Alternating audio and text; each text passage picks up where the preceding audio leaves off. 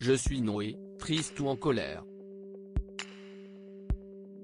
Muriel Dourue aura eu besoin de plusieurs jours pour prendre la parole au sujet de l'affaire Nicolas Hulot.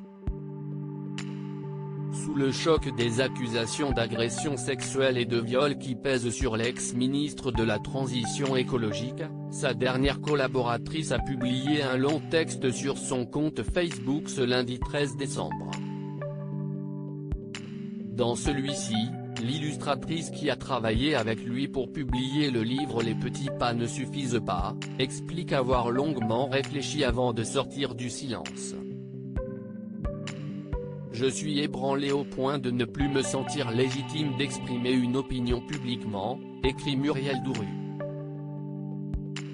Je ne le ferai plus avec la légèreté d'avant, sans être certaine de ce que j'avance mais, là tout de suite, je dois clore ce chapitre pour retrouver l'envie d'écrire et de dessiner.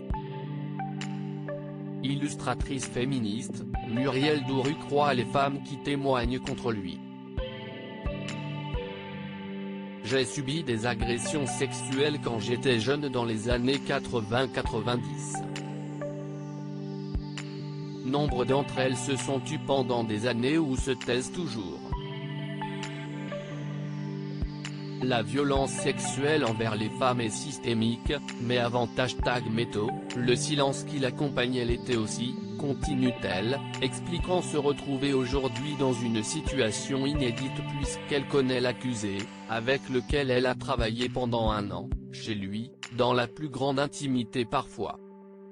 Si est-il facile de juger de manière définitive un inconnu qui nous paraît, de loin, antipathique.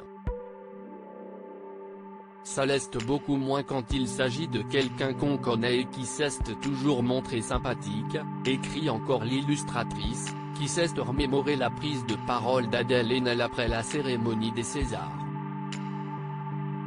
Affaire Nicolas Hulot, Muriel Dourue se sentait, indirectement, concernée pour que les causes avancent. Qu'ils se regardent et qu'on se regarde, il faut probablement exploser le vernis des idoles pour montrer l'humanité décevante, désespérante, révoltante qui se cache dessous, a conclu Muriel Dourue.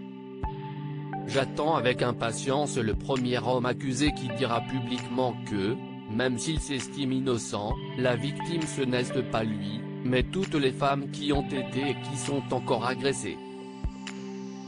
Si elle a tenu à prendre la parole au sujet de l'affaire Nicolas Hulot, si est-il parce qu'elle se sentait, indirectement, concernée, qu'elle a toujours été du côté des femmes et qu'elle a besoin de clore ce chapitre pour avancer, et travailler notamment sur un projet au sujet des femmes en prison.